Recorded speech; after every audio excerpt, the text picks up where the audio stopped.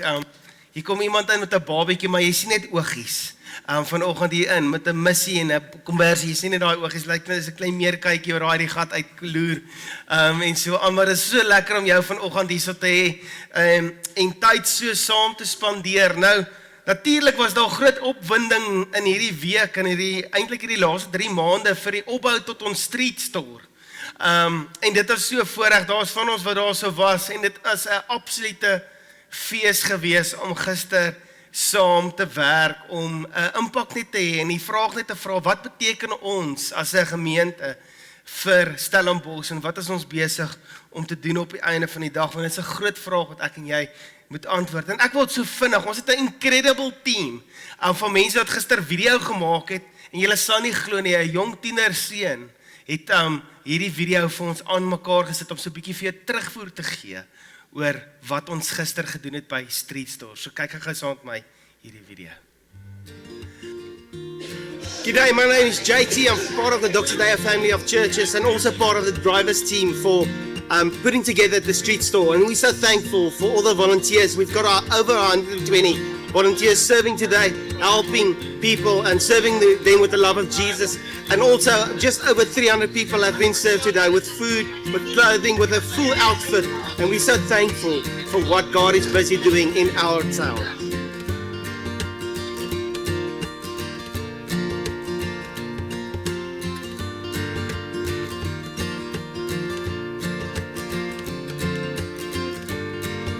Hallo, my naam is Ilse, ek is van Hillsong Kerk in Stellenbosch en ons is vandag hier by die Street Store en dit is net so fantasties om saam met al die kerke in Stellenbosch te partner en deel te wees in Jesus se hart oor te bring vir die wat minder as ons het. En dit is net so voorreg vir my persoonlik vandag te wees van 'n army van volunteers wat bymekaar kom om hierdie winkel bymekaar te sit, om minder bevoorregtes te bless en vir mense te bedien en vir hulle te bid en vir hulle kos te gee.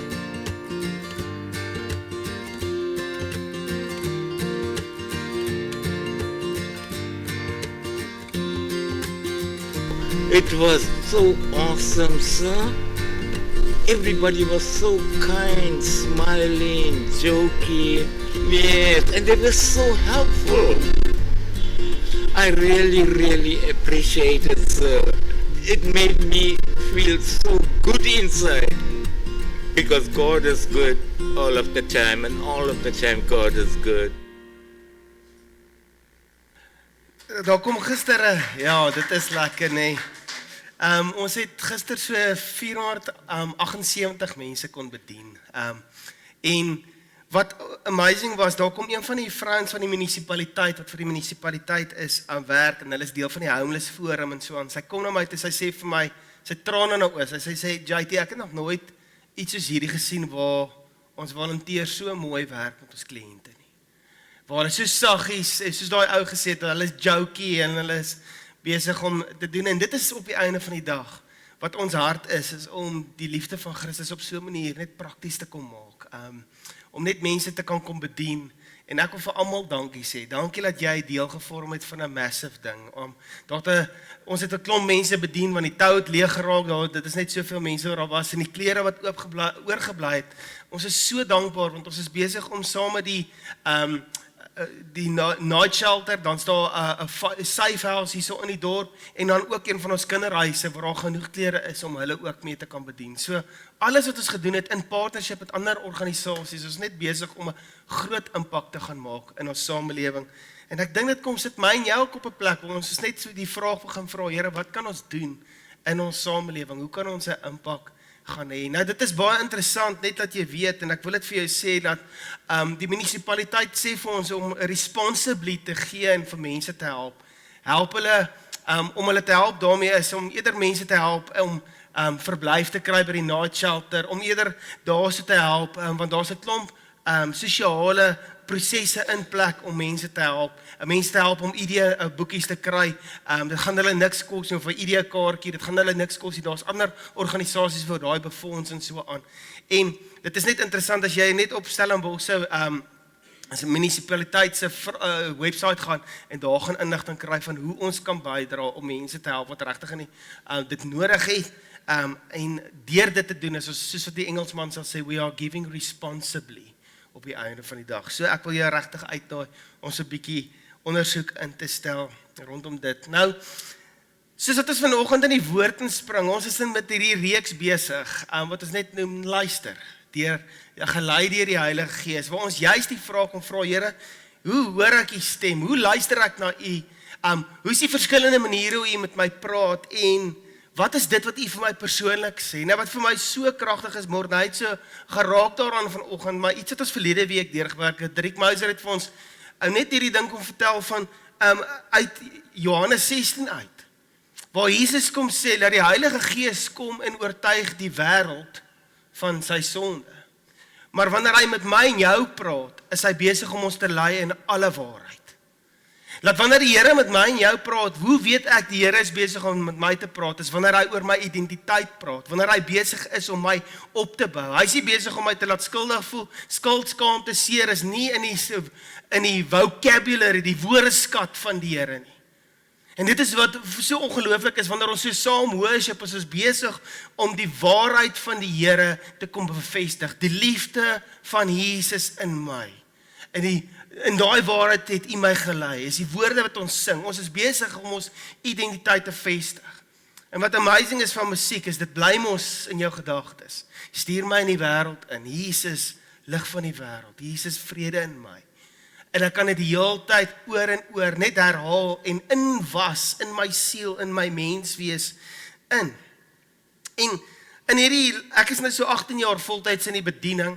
Ek weet ek lyk jonger as dit. Laat ons, seker een van die grootste vrae wat mense vir my vra is, JT, hoe hoor ek die stem van die Here? En die tweede grootste vraag wat mense vir my vra is, hoe is ek seker dit is die Here wat met my praat? Dat ek weet hierdie indruk wat ek hier in die binnekant voel, dit wat ek hoor in my hart, hoe is ek seker dat dit die Here is wat met my praat? En ons gaan so 'n bietjie vanoggend indelf in dit is, hoe bevestig die Here sy woord in ons lewens, en hoe vra ek vir die Here om woord te kom bevestig in my hart, om vir my te sê, ja, dit is regtig ek wat met jou praat. En as ons gaan kyk na 'n paar skrifgedeeltes, en ek kon so baie aangehaal het, maar ek het dis nou 'n ding wat ek nou al geleer het, dit gaan nie oor wat jy moet sê nie, dit gaan oor wat jy nie moet sê nie, want mense kan vrek baie goeie sê, en dit is die moeilike ding van om voor te berei met 'n boodskap soos hierdie is, wat Here moet ek nie sê nie, asseblief. En interessant net hoe die bediening van Jesus en sy disippels, hoe in Markus 16 waar die volgende gesê word, hulle het uitgegaan en oral gepreek, en die Here het saamgewerk en die woord bevestig deur tekens wat daarop gevolg het. Dit is interessant dat Markus, soos wat die teoloë sê, en so, dat dit is eintlik Petrus wat dit gedikteer het aan Markus, wat dit geskryf het, en hy was 'n visserman, hy het nie geskryf of gelees nie, maar hy kon lekker praat. En hy het vir hierdie ou gesê, hoorie, skryf hierdie dinge neer, en dit is wat gebeur het. Maar die Here het deur tekens sy woord kom bevestig in daai mense se lewens, en dit is nog steeds vandag vir my en jou 'n realiteit, van die Here wil sy woord kom bevestig in ons lewens. En wanneer ons praat van bevestiging, en ek dink dit is vir baie mense die plek wat ons voel, hoorie, maar ek het ergens geleer, jy toets nie die Here nie. Dan sê ek, okay, dis nie 'n toets nie.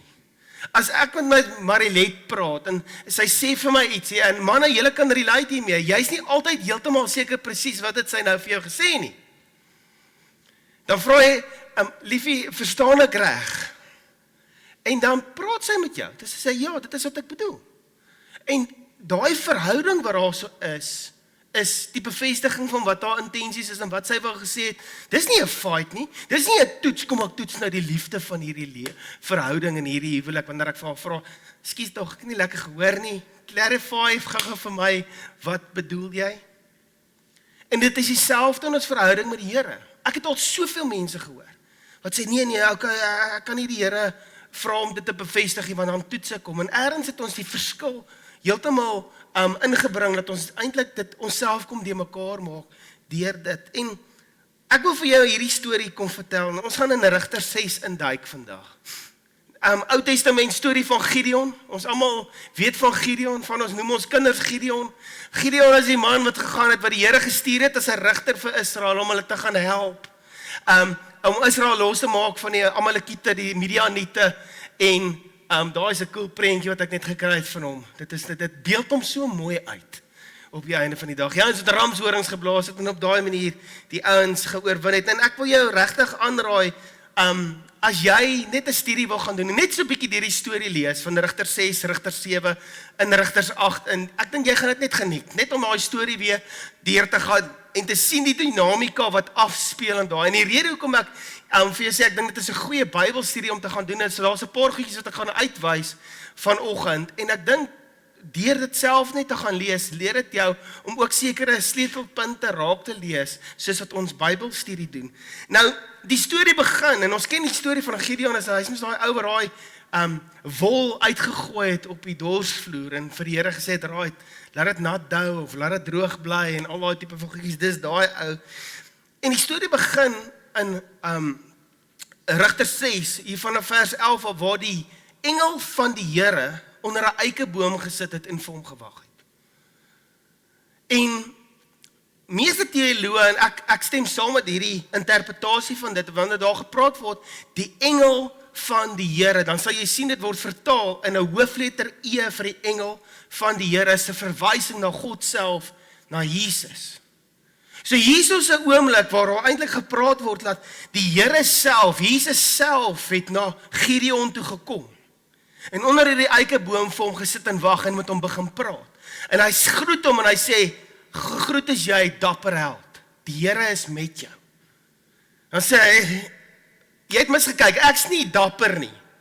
Ek is Gideon. Ek is die bangste ou in my familie en ons hele familie is bang. So, hoe kan jy sê ek is dapper? En dit is net interessant hoe die Here kom spreek, en ons het nou net daaroor gepraat, hoe praat die Here met ons? Hy praat nie oor wie jy nie is nie, hy praat oor wie jy is, wat hy sien in jou.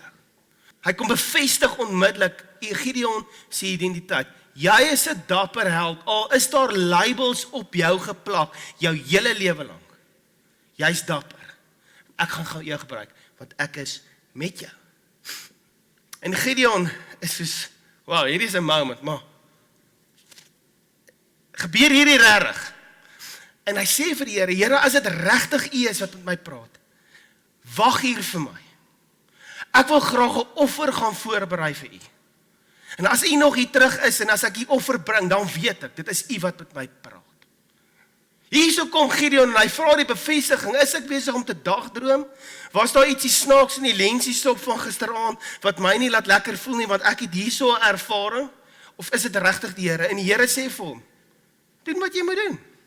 Ek het tyd, ek het ewigheid, dit faze my nie, ek sal vir jou wag. En dit is vir my so mooi hoe die Here se hart net oorkom in hierdie storie, die feit dat hy vir hom gaan wag, want hier is die ding wat ons mis.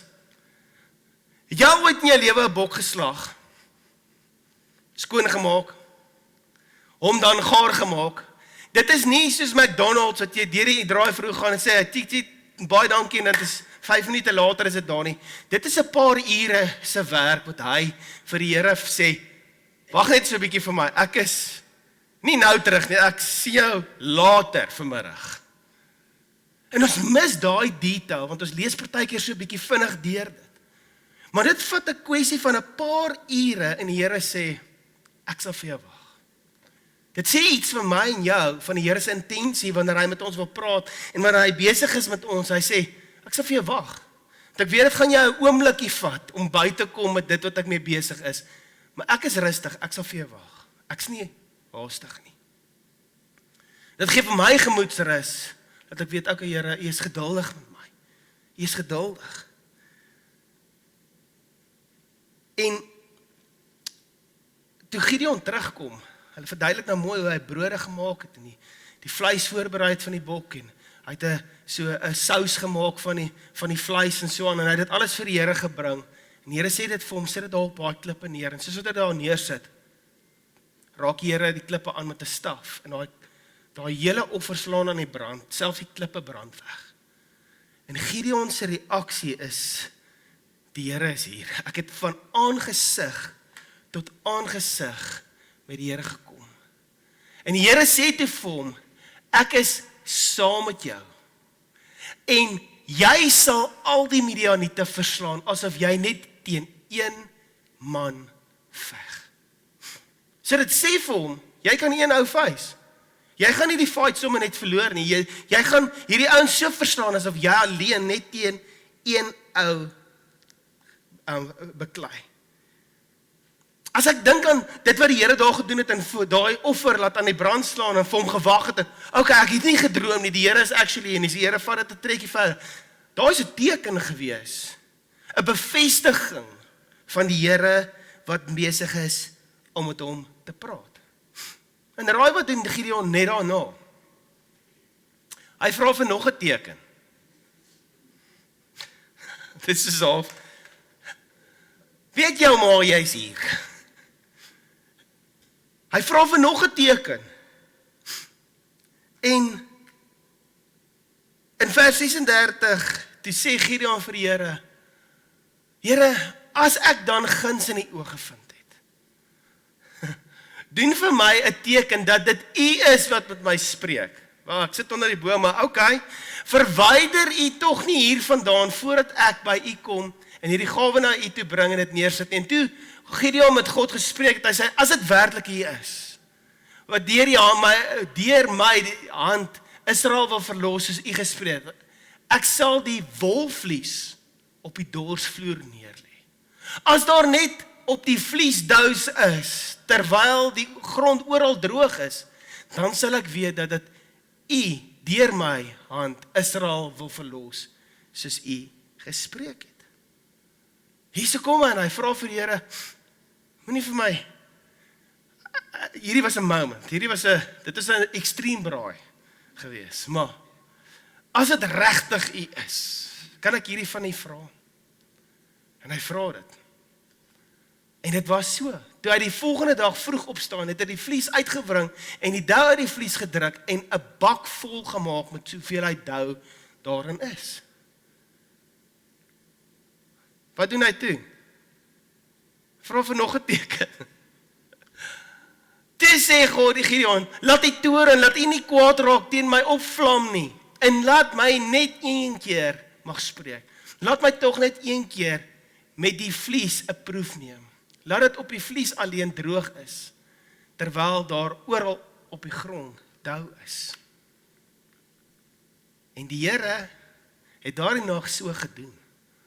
Op die vlies alleen was dit droog, maar oral op die grond was daar dou. Gideon was op 'n plek waar hy heeltemal vreesbevange was vir enigiets. Maar met sy ontmoeting met die Here, hy het so 'n bietjie getwyfel. Here, is dit regtig U wat met my praat? En hy gaan vra vir die Here om dit te bevestig dat dit werklik hy is.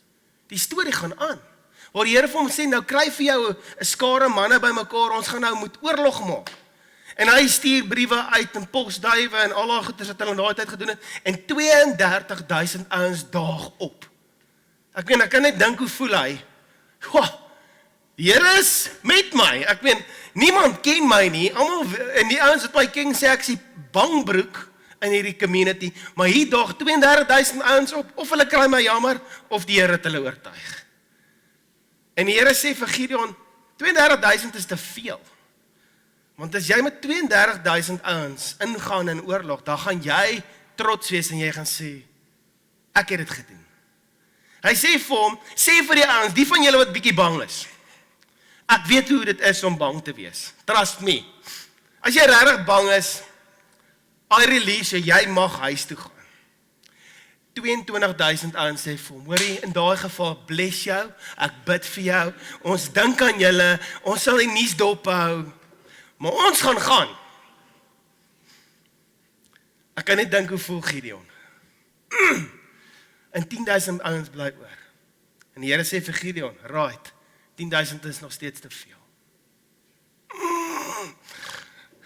Okay, ek weet dat die Here praat, maar hy het nou al 'n paar keer bevestig, okay Here, hoe nou? Hy sê, vat hulle na die rivier toe en laat hulle gaan water drink.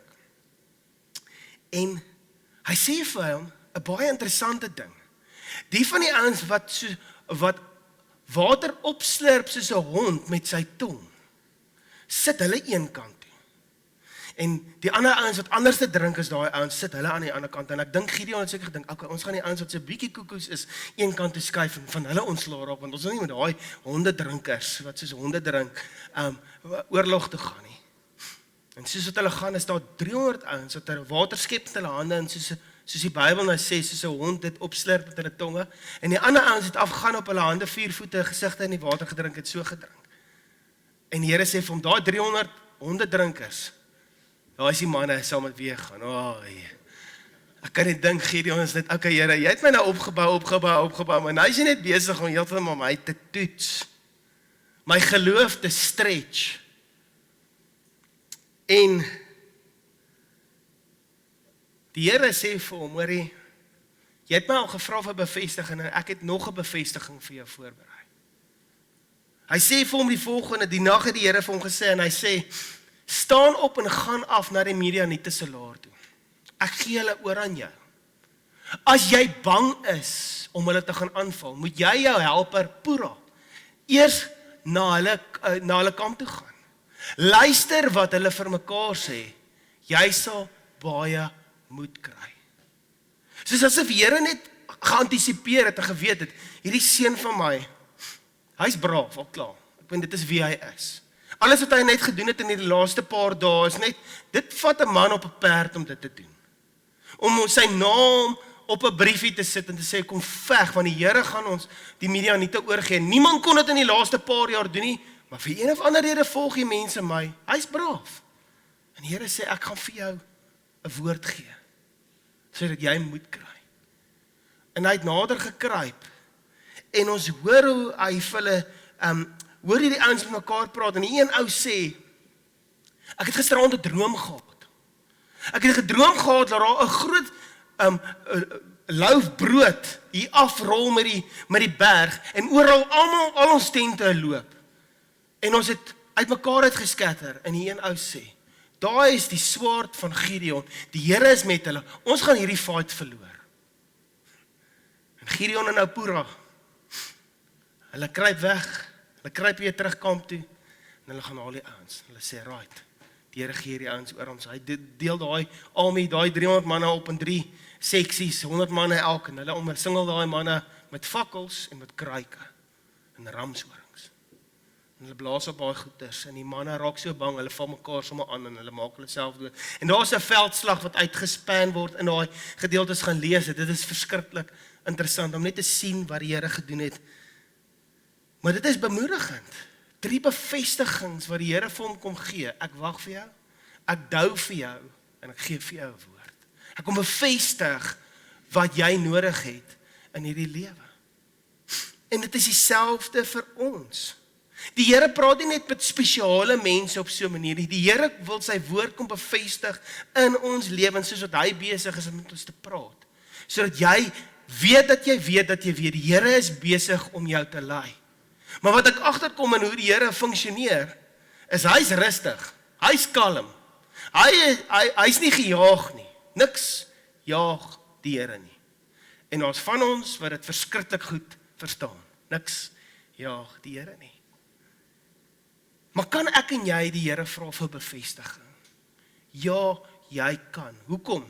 Want dit is verhouding.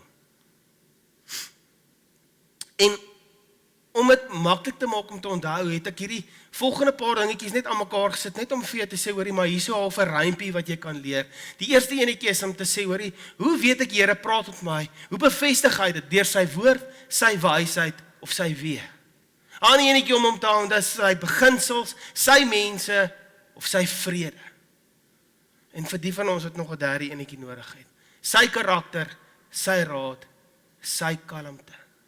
Is die manier hoe God sy woord kom bevestig in ons lewens. Dat wanneer ek en jy bid oor 'n situasie, wanneer ons gekonfronteer word met 'n situasie, is sy woord, is sy wysheid, is sy weë, sy vrede, sy kalmte, is sy raad daarbey betrokke op die einde van die dag. Is sy karakter, word dit geopenbaar in hierdie situasie of in hierdie dinge. En om dit saam te vat, is ons heel eerste beginsel is, stem dit ooreen met die Bybel. Stem dit met ander woorde ooreen met sy woord, met sy beginsels en sy karakter. Stem dit ooreen daarmee. Is dit op 'n plek waar dit kan sê, hoorie, maar sy woord en die beginsels wat ons sien in die woord en hoe God se karakter geopenbaar word, dit wat ek beleef in my hart, is dit in lyn met daai goedes, want die Here gaan nie teenoorgestelde van sy woord, sy karakter of sy beginsels met my en jou praat nie. Dit is hoe ek en jy weet, dit is die Here. Daar het Fariseërs na Jesus toe gekom in Matteus 19 en hoor wat is Jesus se reaksie na hierdie ouens. Hulle vra vir hom, mag 'n man sommer oor enige onbenulligheid van sy vrou skei? En Jesus antwoord hulle, het julle nie in die skrif gelees dat die Skepper die mens van die begin af man en vrou gemaak het nie? Jesus wat sê, hoor, het julle nie gaan sien in die woord wat reeds met jou gepraat het, wat reeds daar is daai goeders nie die karakter, die eienskappe van God, sy wysheid, is dit nie daar vasgevang nie? Het julle daaroor gaan lees? En die ouens draai weg, hulle praat so 'n bietjie met mekaar en sê hulle, ja, ons het dit gelees en dit is wat Moses sê. Waarom het Moses dan gesê 'n man kan sommer net van sy vrou aan sy vrou 'n skei dokument gee en haar dan laat gaan? Dit is 'n rowwe storie daai. En Jesus sê, Moses het die egskeiding toegelaat as 'n toegewing aan julle sondige hardheid van julle harte. Maar dit is nie wat God oorspronklik bedoel het nie. Kom ons daaraan en sê, hoor, ek kort 'n woord oor troue en getroud wees en egskeiding. Kry die ding, dan sê Jesus letterlik vir my en jou, wat sê die woord? Wat sê my karakter? Wat sê my beginsels in die woord oor die huwelik? Ja, maar. En is interessant, hoe baie mense soms gaan en 'n skrif kry. En die skrif weer uit konteks uithaal om iets te bewys wat hulle wil hê. En die gevaar met dit is, mense kan baie dinge bewys wat uit konteks uitgehaal is om by jou te pas, jou redenasie te pas. En ons moet versigtig daar wees en ons moet mense bewaar teen dit dat hulle nie self die dinge ook so doen nie. Jy geweet dat ek kan vir jou uit die woord uit bewys dat Dawid 'n motorfiets gery het. In die Engelse vertaling sê, and David's triumph was heard throughout the land. Ek kan vir jou bewys dat Moses tennis gespeel het. Dit sê die volgende, en Moses het geweier om in die hof van Ara te dien.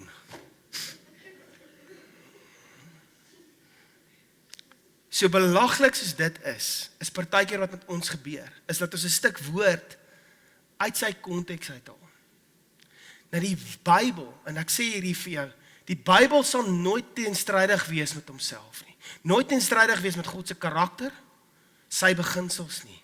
Maar ons interpretasie van die Bybel kan dalk teenstrydig wees. En dit is hoekom ek en jy moet baie mooi gaan kyk na wat God se woord kom sê, wat die beginsels, wat die karakter is wat God vir ons gee. Kom openbaar, soos wat hy sy woord bevestig, want hy wil sy woord bevestig.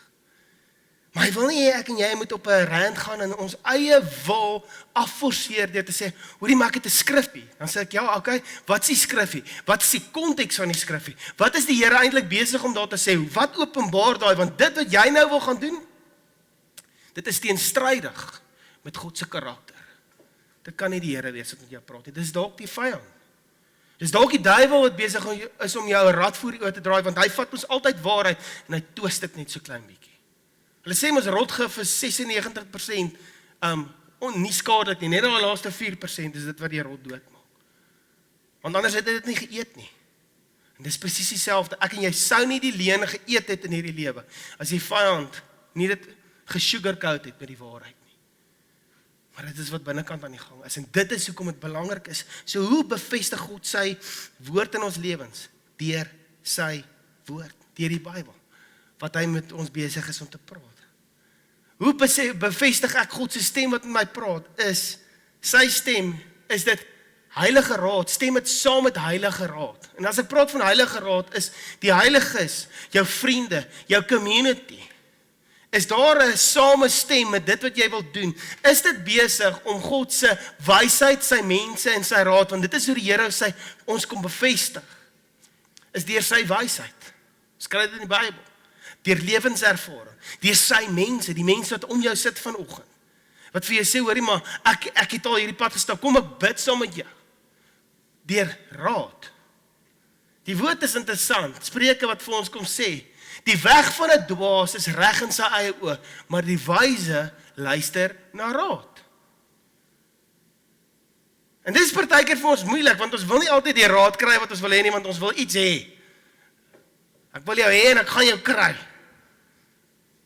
En dan kry jy raad wat nie saam met jou stem nie, en dan sê jy soos, nee wat, ek gaan iemand anders vra. Die woord sê vir ons in Spreuke, luister na raad en neem tug aan, sodat jy in die vervolg wys kan wees. Dit is wat God se raad wil kom doen, is om wysheid in jou in te bou. Baie planne is in 'n man se hart, maar die raad van die Here, die sal bestaan. So daar's 'n uitroep van die Here uit wat sê, hoorie maar, ek wil vir jou raad gee. Ek wil vir jou wyse raad gee. En ek wil hê jy moet na goeie raad luister.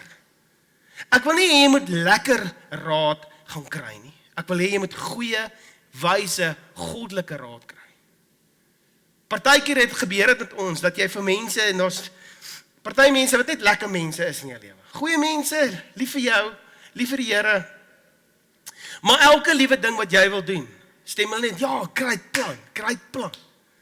En dit is as hulle net hierdie ja-broers in jou lewe is, wat net die hele tyd jou cheerleaders is. Die pompom meisies langs die veld, doen sy nou 'n cartwheel, maar hulle saaitjie crowd op. Maar goddelike raad is manne en vroue, wat lief is vir die Here, wat die woord van God ken en wat jou ken. Dit is waar God sy goddelike raad na ons toe bring met mense. En dit is sy goddelike raad, sy wysheid wat hy wil kom losmaak in ons lewens. En dit is die groot ding.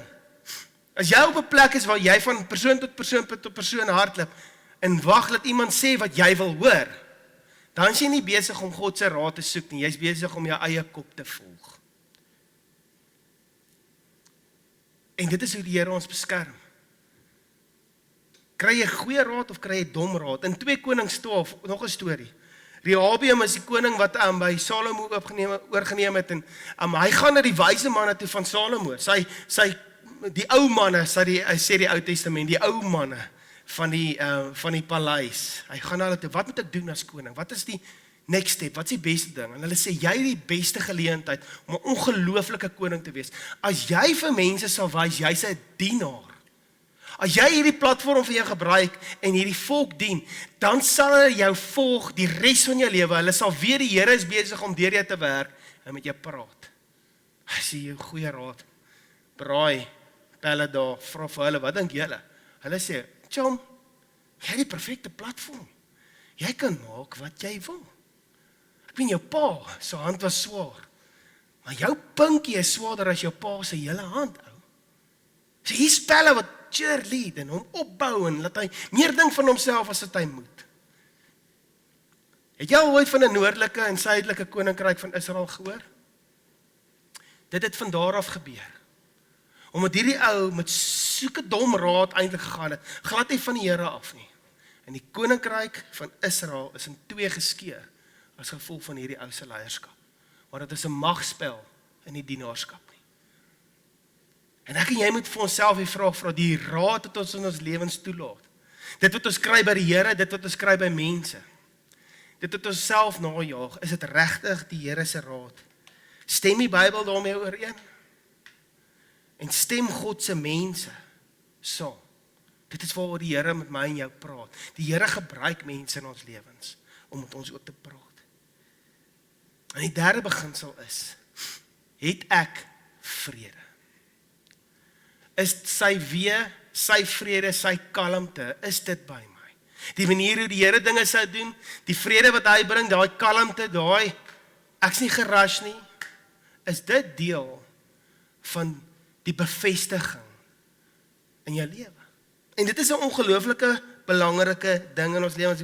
Kolossense 3 vers 15 skryf Paulus en hy sê vir hulle, laat die vrede van God, waartoe julle ook in een liggaam geroep is, in julle harte heers en wees dankbaar. Wat interessant is daai term in die Grieks wat hy praat, in julle harte heers, is 'n sportterm wat hy gebruik het.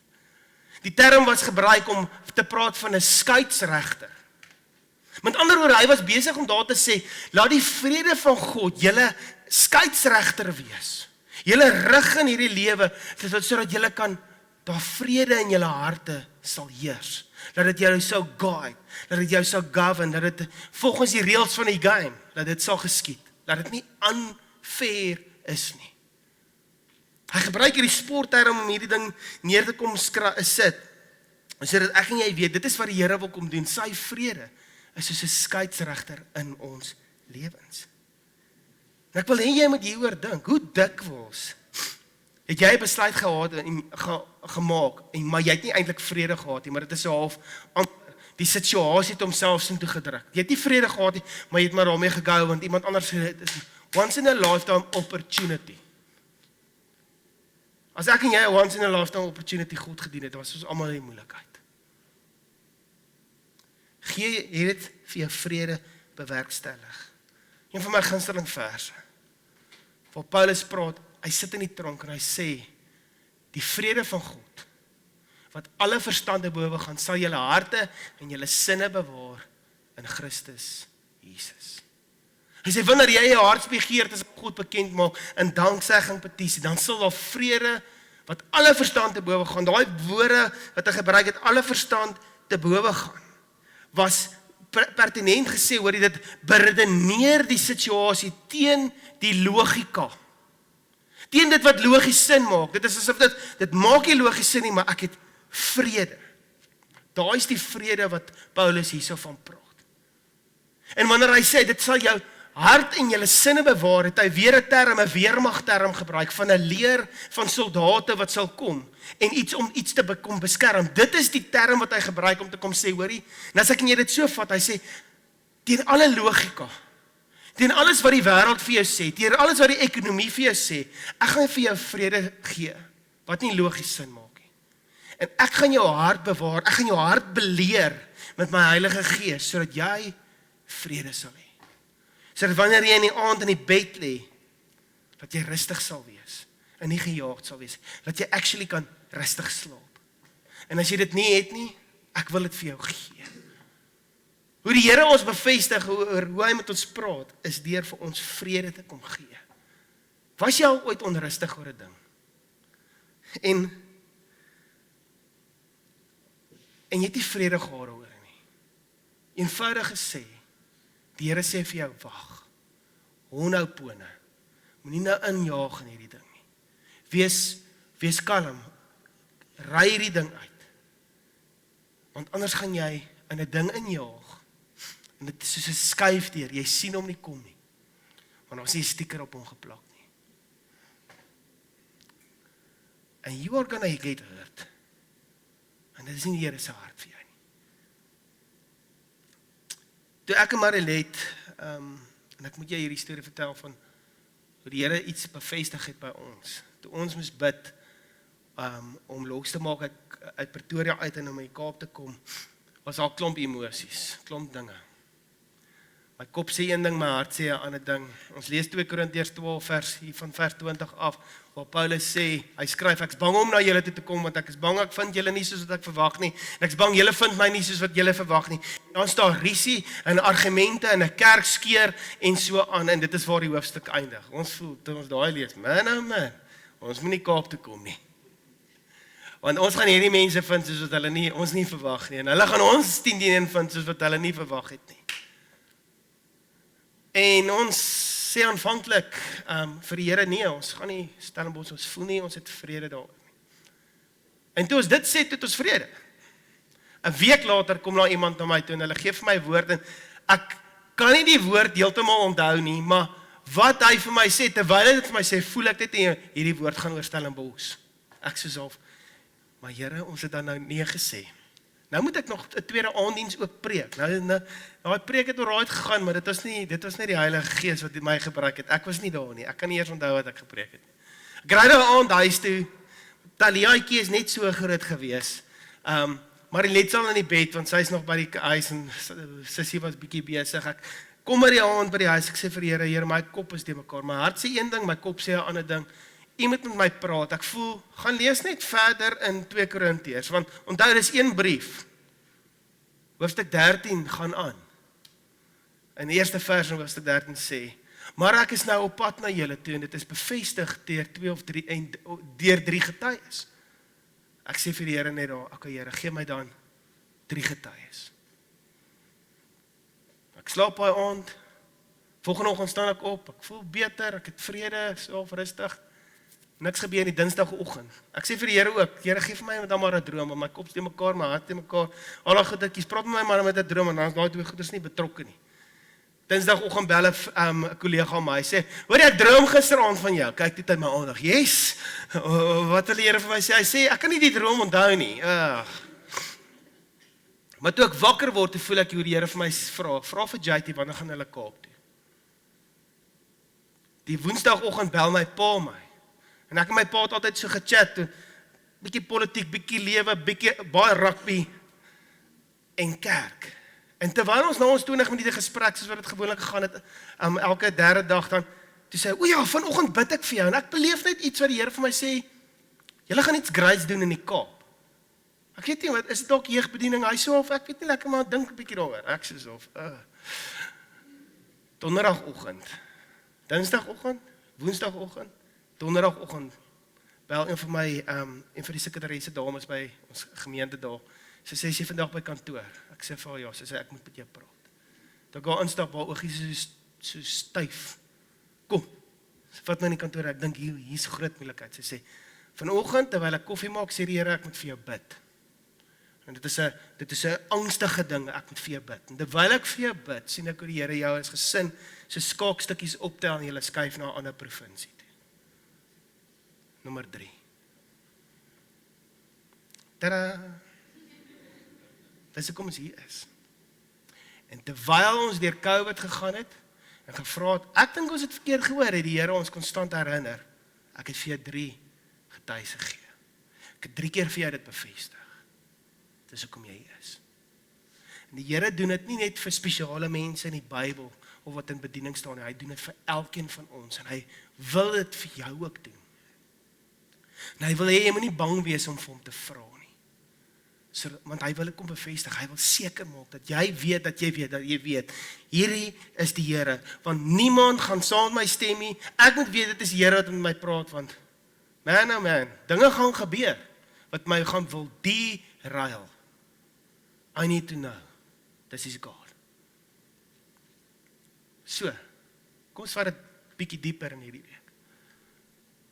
As ons dieper gaan, wil ek jy die vraag vra, stem my besluit, die besluit wat jy mee gekonfronteer word, die situasie wat mee gekonfronteer word, stem dit ooreen met God se woord, met sy beginsels en sy karakter. En as jy onseker is, dan wil ek jou aanmoedig, tel jou Bybel op, en gaan lees dit. Tel jou Bybel op. Gaan na desiringgod.org toe, 'n briljante resource wat ons online het. En gaan vra die vraag wat jy het, what is God's characteristics regarding this? Jy gaan iets kry, daarso, om jou te help met jou naslaanwerk. Dit gaan jou net aan die gang sit. Dis soos daai tannie met die valstande, wat vir die ouetjie sê, hoorie, start net vir my hierdie ding. Byt hom vir my, sê jy happie vat, start hom net vir my. My valstande werk nie lekker nie. Dit is presies wat daai website vir my doen. As hy kom start net die ding, want uit dit uitvloei daar 'n klomp ander dinge. Stem jou besluit wat jy moet maak, of wat jy gemaak het, of wat jy besig is om te maak, stem dit ooreen met God se karakter, met sy beginsels en sy woord. En as dit nie doen nie, dan moet jy dalk wag. Stem dit oor die raad wat jy ontvang het. Het jy regtig goeie raad ontvang, of lekker raad?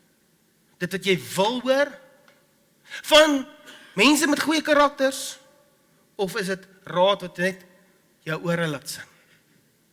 En die derde ding is, wat ek jou wil vra in hierdie week, het jy vrede? Hoekom het jy vrede? Of hoekom het jy nie vrede nie? As ons wil seker maak, ons hoor die Here reg, wil hy dit so kom bevestig in jou lewe.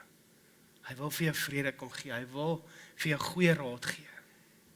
Dalk is die ding om te bid, Here, okay, stuur my na iemand toe wat my regtig goeie goddelike raad gaan gee. Nie iemand wat ek weet net saam met my gaan stem nie. Daai one, kom ek bid vir ons, want we need God in this. Vader, ek dankie. Laat ons stories het wat die Bybel vol is, van hoe u woord en u wee en u werke, u karakter kom bevestig in mense se lewens. En laat ons net weer herinner word, dat u dieselfde wil kom doen in ons lewens.